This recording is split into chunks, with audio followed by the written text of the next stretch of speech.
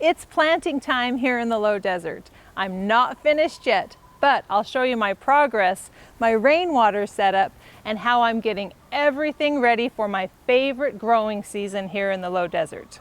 You won't believe all of the citrus roots I pulled out of one bed, and I can't wait to show you my new sweet potato curing setup. Let's start in the side yard.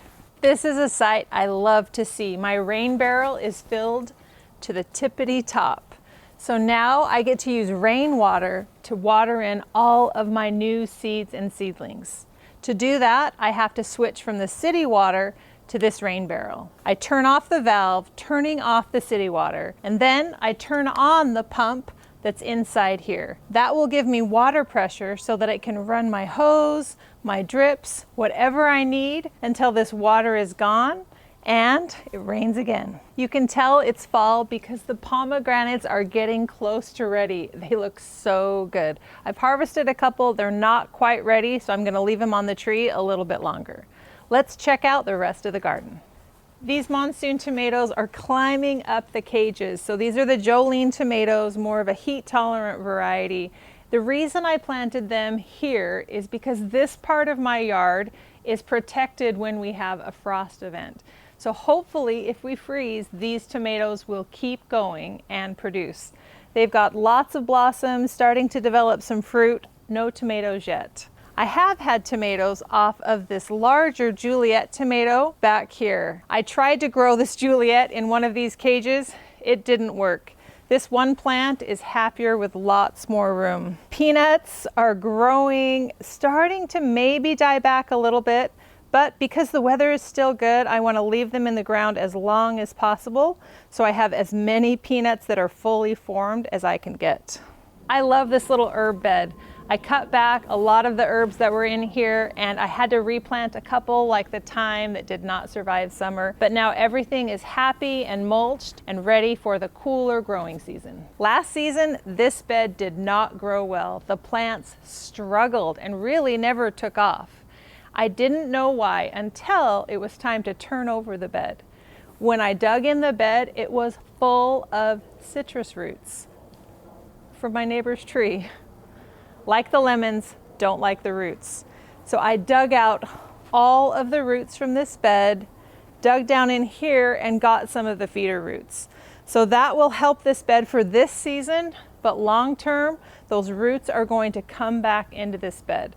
If you have any great solutions for me, let me know in the comments. I've got this bed completely planted out now. I've got lots of celery, beets, onions, some of my favorite greens. Hopefully we'll start harvesting soon. Let me show you what I planted in the arch garden next. I love this part of the garden, and most of this is planted out. I still have lots of mulch that I need to finish mulching, but let me show you this bed back here. This bed was full of sweet potatoes. I harvested them all and got a great harvest this year. Now I have cut flowers growing in here. A lot of my filler flowers are in this bed. And I also planted something I'm really excited about. A couple of years ago, I had a passionflower vine growing up over this trellis and Gulf fritillary butterflies all over my yard. I found another one at the Desert Botanical Garden sale. I got it planted and I cannot wait for the butterflies to come back to my yard. I'm going all in on cut flowers this season. This bed, another bed over there are full of cut flowers. I'm not exactly sure what I'll do with all of them once they're blooming, but I'm so excited to see all of the flowers. I also added a few new roses this season. I've got two here at the ends of this bed. I have Sunbelt Crazy Love. The Sunbelt roses grow so well here in the low desert. I have a couple of different varieties of Sunbelt in other areas. Those are the ones that pushed out blooms even during the summer. And then also this Caramel Kiss, which is a rose I'm very excited about. Let me show you the other two I've over here. I'm adding State of Grace and Julia Child to my garden this year at the ends of these beds. These are both beautiful roses. I've seen them in bloom at Heirloom Roses. Cannot wait for the blooms. Their packaging now is compostable, which means you have to get it out of that packaging right away. So I've got these in pots, excited to get both of these planted. Now that we're in great rose growing weather, I'm also going to start fertilizing my roses more. My new roses that have not been in the ground for very long or just up to a year, I'm using this fertilizer. It's not as harsh and it won't burn the roots at all. And then for some of my more established roses, I'm going to start using this. Make sure we're getting lots of blooms this season. It's not just cut flowers in my garden. I'm also growing lots of cool season veggies. I've got my favorites like broccoli, cabbage, some mustard greens, beets, onions. What else do I have going on here? Parsley, lettuce, got some cosmos tucked in there, statice. Okay, so there's a few more cut flowers, but gonna be lots of vegetables too. My monsoon planted tomatoes are taking off. This is a sun gold and it's forming fruit. This is one plant covering this. This is our favorite tomato. So really excited to see the growth in this plant. Another one back here. I think that's a celebrity. And then I've got some beans here, some black-eyed peas that are finishing up. It's time to take those out, but first I'm gonna harvest a lot of those dry pods so I have seeds to plant next year. So this bed has lots of snapdragons, but up against this wall I have peas, not sweet peas, but actually peas that we can eat. And I've waited to mulch this bed until I see that the snapdragons kind of taking off a little bit and also the peas have popped up. So I'm gonna add a thin layer of mulch and a little bit on these peas too, now that they've emerged, so that that moisture will stay in the ground a little bit longer. But I cannot wait for peas. Absolutely my favorite cool season crop. Loofah can take over the garden. So this year I decided to let it take over the chicken coop instead, and it's working out pretty well. The bees are loving the blooms. I've got fruits forming here, and I don't have to worry about getting this out of the garden so I can plant something else. I can just let it go as long as it needs to go so that I can harvest these mature loofah sponges. I did the same thing with roselle this year. I have 2 roselle plants and they're both in whiskey barrels. It's been perfect. They're growing up this trellis, which gives them a lot of support. I've been harvesting, drying roselle. I ran out last year, so I'm making sure that I'm really good about harvesting and getting a lot of this fruit. But the nice thing is that bees are not in my beds taking up all that space, and I'm waiting patiently so I can get my fall crops planted. Getting them out of my beds and into these containers has worked out great this year. Let's head over to my main garden area. I'll show you what's still growing and what I've planted in those beds. This bed had a lot of lisianthus in it and it gave me blooms for a lot of the summer, but now those plants are going to take a little bit of a rest. They can perennialize here. So I'm going to cut them back just down to that rosette and let them rest. In the empty spots, I've planted lots of ranunculus corms that will fill in and just be beautiful. I also have a pepper plant that is just pumping out so many peppers, lots of peppers coming out of the garden right now. And over here in this bed, I've got it planted out with lots of greens. I've got broccoli, kale, cilantro, some mustard, some herbs, and I have some carrots. I want to see if they've germinated. It looks like these seeds are popping up. I use seed tape right through here, and so they've germinated. Let's check some of these others. Oh, looks like they're, oh, perfect. Okay, it is time to take the burlap off. I still am going to have to come back in and thin, but it's nice to see how many of these germinated. And I definitely need to get this burlap off. It's starting to grow up through it. You don't want it to grow through too much because it'll pull them out. There we go. Yeah, so time to get the burlap off. And got the little carrot seedlings popping up through there. So I have more cool season crops planted in here, some cabbage. What else do I have? Some herbs. And I also planted sweet peas, the flower, in this bed, and they're gonna grow up these Freyr trellises. So every couple of years I have to replace this jute netting. It doesn't last forever. So I've started getting this tied on. I need to finish. Ran out of string, so I've got some more. It's a little bit stronger. Hopefully it won't come off. And I'm gonna finish tying this on. And the sweet peas are already germinating, so they're going to climb up. And this is my favorite variety. I grew it last year, the Bix. They have long stems, cream colored, kind of orangey a little bit blooms. They're so pretty. Cannot wait for these blooms. It's just gonna be gorgeous here on this Freyr trellis. These roses I planted a year or two ago are waking up after the long hot summer. I love seeing the new growth. I'm gonna start fertilizing these a little bit more, starting to see some blooms on some of them. But overall, things survived the summer, which is the goal, and these roses are just gonna get better and better the longer they're in the ground. So I'm really happy to see this healthy, fresh new growth. Now, let's go into my favorite part of the garden right now because there is so much life. Okay, the sun's still climbing, but when the sun hits over here, the butterflies know to come. I've got all of this Gomphrena. It's just gorgeous. I love it. I don't know when I'll cut it back. We'll just kind of see how it goes, but I certainly won't as long as there are so many butterflies in my yard. So we've got all the Gomphrena, and then the peppers have gone crazy. They got really big. I was gone a lot during the summer, and normally I'll cut my peppers back a little bit just to help control the size.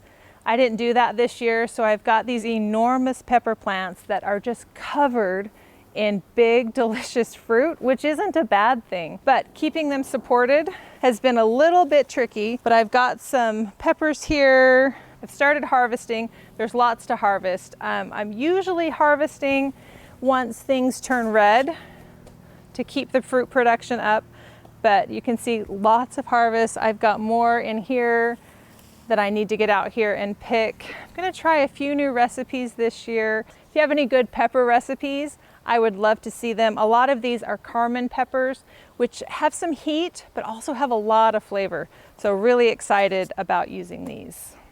A favorite surprise for me this year was planting this, and I never know how to say it, ageratum, tell me please how to say this, but this Texas, I think it's ageratum. It's like floss flower, beautiful. Again, a butterfly bee magnet. They love this. I planted this late, I think around May. It has taken off. It's crawling all through this bed. It's so happy and just amazingly well. Some of the annual floss flower that I planted didn't love the summer, died back. It's starting to come back now, but this one just survived and has done amazingly well. And it started out as just this little transplant from Arizona Worm Farm, stuck it in. I'm so happy I did.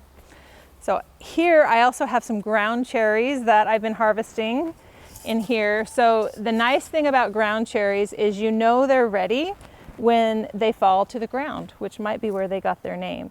So I've got a few more here. This is a fun fruit. It's in the tomato family, but it's a little bit sweet.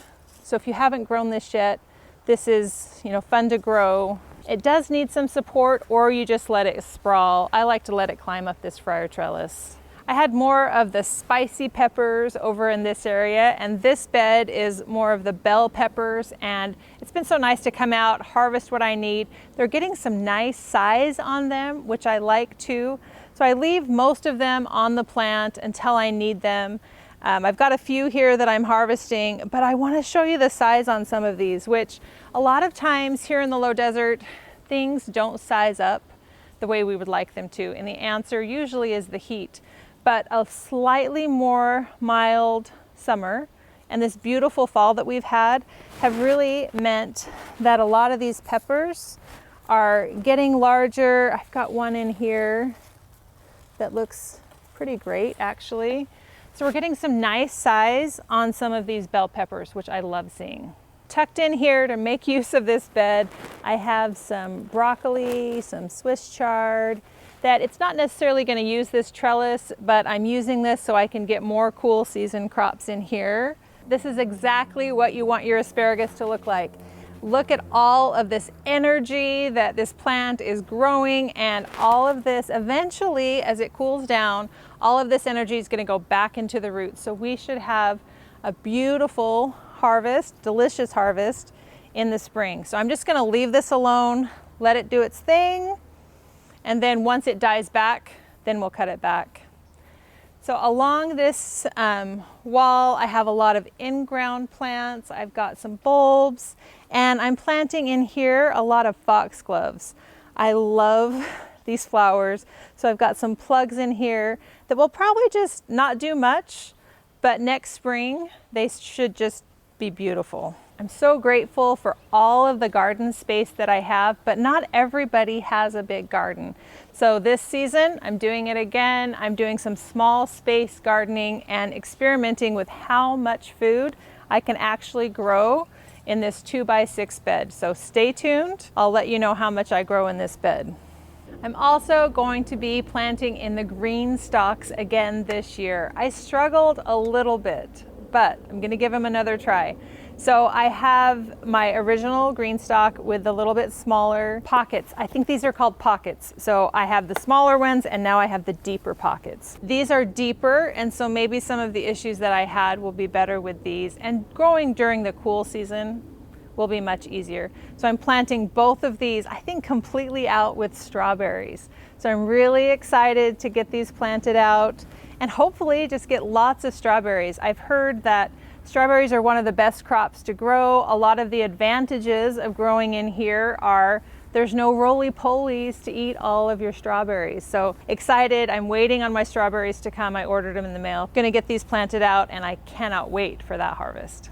This front bed, you can see it gets morning sunlight, really great spot in my yard. So those monsoon planted tomatoes taking off. These are Romas, and I'm not pruning, I'm not really doing anything other than kind of tucking them up these trellises and hoping to get nice big harvests. I also have planted out my garlic. I got my garlic planted at the end of this bed. I'm doing a little bit of an experiment this year, vernalization. It's hard to know if that's helped or not helped. I've had some strange garlic harvests the last couple of years. So John at Forever Young Farms, he has had some advice and seeing that maybe vernalization isn't helping. So I vernalized, which means I put it in the fridge for a few weeks, half of the garlic, and the other half I didn't. Little bit of an experiment. I'm definitely not the scientific kind of gardener, but I do love a good experiment. So we'll see how this grows. I harvested all of those sweet potatoes, but you have to cure them in order to turn the starches to sugars and make the sweet potatoes taste good. It's always been a struggle to figure out where I have a humid, warm place in my house. My house isn't very humid. So I've usually put them in like Walmart bags or something, but I saw Wilder AZ Gardens on Instagram had an ingenious idea, humidity domes. I mean, the name is in what they are. She put her sweet potatoes in humidity domes to cure. So that's exactly what I've done. These are a week in, and so I've got a few more days of curing them, but that traps the humidity inside. I've actually been spraying them a little bit with a spray bottle, trying to keep that humidity level up, and I'll test them in a few days. You can tell they're ready when the skin doesn't peel easily from the skin of the potato. If you push on it, it should be nice and taut on the potato, and that way they'll store longer and taste better. I know this can feel overwhelming, all of the things I've talked about planting and growing, and I just want to remind you about some of the resources I have available. I have a flower planting guide, vegetable guide, calendars, and my new planner. This planner is invaluable. It gives you everything that you need to do month by month, because gardening in the low desert is no joke, but I am here to help.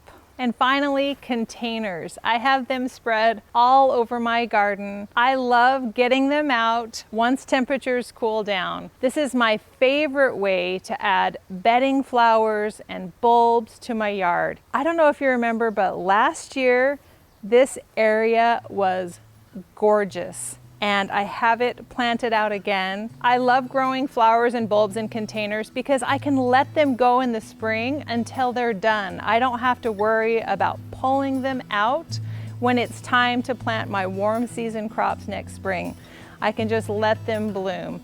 I cannot wait for these blooms. I'm so excited about all of the things I have planted. I have plenty of work left to do here in the garden, But I'd love to hear, what are you planting this fall? Let me know in the comments.